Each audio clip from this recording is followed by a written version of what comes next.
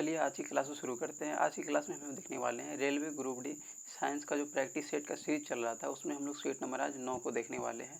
तो चलिए शुरू करते हैं। इसमें हम लोग फर्स्ट प्रश्न की बात कर लेते हैं। सेट नंबर 9 में हम लोग फर्स्ट प्रश्न की बात कर लेते हैं। देखिए फर्स्ट प्रश्न में बोला जा रहा है, फर्स्ट प्रश्न में है न्यूटन का तीसरा नियम है। न्यूटन का तीसरा नियम की हम लोग बात कर लेंगे तो क्या हो जाएगा, प्रत्येक क्रिया की समान और विपरीत प्रतिक्रिया होती है।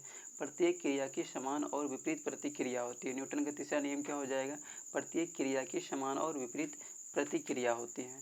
इसके बाद हम लोग प्रश्न नंबर 2 की बात कर लेते हैं। प्रश्न नंबर 2 में है, बोला जा रहा है कौन सी गैस ग्रीन हाउस प्रभाव के लिए जिम्मेदार है। बोला जा रहा है कौन सी गैस ग्रीन हाउस प्रभाव के लिए जिम्मेदार है। तो कौन सी गैस हो जाएगा, इसका सही आंसर हो जाएगा option number C, carbon dioxide. तो कार्बन डाइऑक्साइड गैस जो है ये ग्रीन हाउस प्रभाव के लिए जिम्मेदार है। इसके बाद हम लोग प्रश्न नंबर 3 की बात कर लेते हैं। बोला जा रहा है जल में बर्फ तैरती है क्योंकि।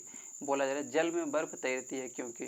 तो जल में बर्फ क्यों तैरती है, इसकी हम लोग बात कर लेते हैं, क्योंकि उसका घनत्व जो होता है वो कम होता है। इसके बाद हम लोग प्रश्न नंबर 4 की बात कर लेते हैं। प्रश्न नंबर 4 में है पौधे हरे क्यों होते हैं। बोला जा रहा है पौधे हरे क्यों होते हैं। तो पौधे की बात कर लेंगे, क्यों हरा होता है, ये क्लोरोफिल के कारण होता है। पौधा जो है ये हरा क्यों होता है, क्लोरोफिल के कारण। इसके बाद हम लोग प्रश्न नंबर 5 की बात कर लेते हैं। प्रकाश की तरंगें होती है। प्रकाश की तरंगे की बात कर लेंगे, अनुप्रस्थ होती है। प्रकाश की तरंग कैसी होती है, अनुप्रस्थ होती है। वही हम लोग बात कर लेंगे कि प्रकाश ये ध्वनि की तरंग की पूछा जाएगा तो कैसी होती है, अनुदैर्घ्य होती है। इसके बाद हम लोग प्रश्न नंबर 6 की बात कर लेते हैं। बोला जा रहा है श्वसन की क्रिया में ऊर्जा उत्पन्न होती है। श्वसन क्रिया की हम लोग बात कर लेंगे, इसमें ऊर्जा उत्पन्न जो होती है इसकी हम लोग बात कर लेते हैं। तो क्या होती है, ये शर्करा के विघटन से होती है, शर्करा के विघटन से। उसके बाद हम लोग प्रश्न नंबर 7 की बात कर लेते हैं। बोला जा रहा है मानव शरीर में कौन सी ग्रंथि इंसुलिन बनाती है। तो मानव शरीर में इंसुलिन बनाने वाली ग्रंथि की हम लोग बात कर लेंगे तो क्या हो जाएगा, ये पेनक्रियाज हो जाएगा। इसके बाद हम लोग प्रश्न नंबर 8 की बात करते हैं। प्रश्न नंबर 8 में है, बोला जा रहा है हड्डियों और दांतों में मुख्य रूप से कौन सा तत्व पाया जाता है। तो हड्डियों और दांतों में मुख्य रूप से हम लोग बात कर लेंगे कौन सा तत्व पाया जाता है। तो कौन सा हो जाएगा, कैल्शियम पाया जाता है। इसके बाद हम लोग प्रश्न नंबर 9 की बात करते हैं। बोला जा रहा है डीएनए किसके अंदर पाया जाता है। तो डीएनए की हम लोग बात कर लेंगे, किसके अंदर पाया जाता है, केंद्रक में। केंद्रक में क्या होता है, न्यूक्लियर में क्या होता है, वहाँ पे केंद्रक में इसका नाभिक की बात कर लेंगे, उसमें क्या होता है, डीएनए पाया जाता है। इसके बाद हम लोग प्रश्न नंबर 10 की बात कर लेते हैं। प्रश्न नंबर 10 में जल का घनत्व अधिकतम होता है। जल का घनत्व की बात कर लेंगे, अधिकतम किस पे होता है, 4 डिग्री सेल्सियस पे जल का घनत्व अधिकतम होता है। उसके बाद हम लोग प्रश्न नंबर 11 की बात करते हैं। बोला जाए विटामिन सी की कमी से कौन सा रोग होता है। विटामिन सी की कमी से कौन सा रोग होता है, स्कर्वी रोग होता है। विटामिन सी की कमी से स्कर्वी रोग होता है। उसके बाद हम लोग प्रश्न नंबर 12 की बात करते हैं। बोला जा रहा है बल का मात्रक है। बल का मात्रक क्या हो जाएगा, न्यूटन हो जाएगा, ठीक है। और ऊर्जा का जूल होता है, शक्ति का वाट होता है, दाब का क्या होता है, पास्कल होता है। पूछा जा रहा था बल का क्या होता है, न्यूटन होता है। इसके बाद हम लोग प्रश्न नंबर 13 की बात करते हैं। बोला जा रहा है कोई वस्तु अगर स्थिर है तो उस पर लगने वाला बल क्या हो जाएगा। कोई वस्तु अगर यदि स्थिर है उस पर लगने वाला बल की बात किया जा रहा है तो क्या हो जाएगा, ये संतुलित है। उसके बाद हम लोग प्रश्न नंबर 14 की बात कर लेते हैं। प्रश्न नंबर 14 में है जल का अपघटन होता है। जल का अपघटन की बात कर लेंगे, ये विद्युत धारा से होता है। जल का अपघटन विद्युत धारा से होता है। उसके बाद हम लोग प्रश्न नंबर 15 की बात कर लेते हैं। प्रश्न नंबर 15 में है मनुष्य की रक्त वाहिकाएँ 3 प्रकार की होती है। कौन कौन सा पूछा जा रहा है। बोला जा रहा है मनुष्य की रक्त वाहिकाएँ 3 प्रकार की होती है। उस तीनों प्रकार के बारे में पूछा जा रहा है, कौन कौन सा होता है। धमनियाँ, शिराएँ और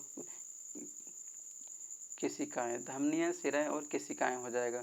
वहीं हम लोग प्रश्न नंबर 16 की बात कर लेते हैं। देखिए प्रश्न नंबर 16 में आगे बोला जा रहा है कि सूर्य में ऊर्जा उत्पन्न होती है। सूर्य में ऊर्जा की हम लोग बात कर लेंगे, ये न्यूक्लियर फ्यूजन से उत्पन्न होती है। सूर्य में ऊर्जा की बात कर लेंगे, ये न्यूक्लियर फ्यूजन से उत्पन्न होती है। इसके बाद हम लोग प्रश्न नंबर 17 की बात कर लेते हैं। बोला जा रहा है वसा का पाचन प्रारंभ होता है। वसा का पाचन की हम लोग बात कर लेंगे, ये छोटी आंत में प्रारंभ होता है। वसा का पाचन की बात कर लेंगे, छोटी आंत में प्रारंभ होता है। इसके बाद हम लोग प्रश्न नंबर 18 की बात करते हैं। बोला जा रहा है डीएनए की खोज किसने की थी। तो डीएनए की खोज की हम लोग बात कर लेंगे, किसने किया था, वाटसन और क्रिक ने किया था। डीएनए की खोज किसने किया था, वाटसन और क्रिक ने। वही हम लोग प्रश्न नंबर 19 की बात करते हैं। बोला जा रहा है पौधे जल का अधिकतम भाग कहाँ से खोते हैं। बोला जा रहा है पौधे जल का अधिकतम भाग की बात कर लेंगे, कहाँ से खोते हैं, तो इसका सही आंसर हो जाएगा पत्तियों से खोते हैं।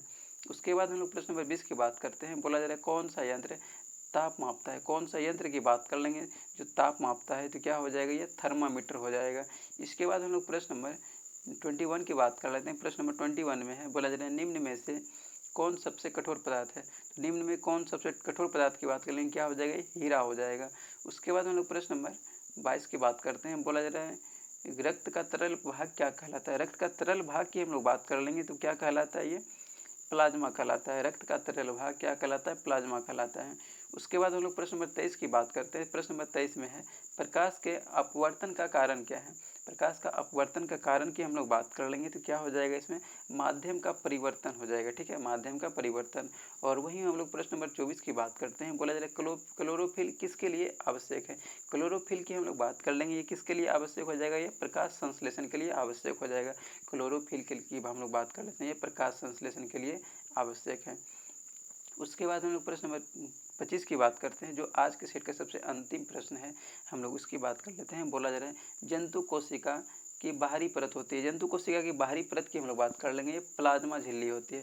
जंतु कोशिका की बाहरी परत की बात कर लेंगे, ये प्लाज्मा झिल्ली होती है। तो आज का सेट भी ये समाप्त हुआ। अब हम लोग नेक्स्ट सेट को, हम लोग सेट नंबर 10 को हम लोग नेक्स्ट क्लास में देख लेंगे। आज के सेट को हम लोग यहीं पे समाप्त करते हैं।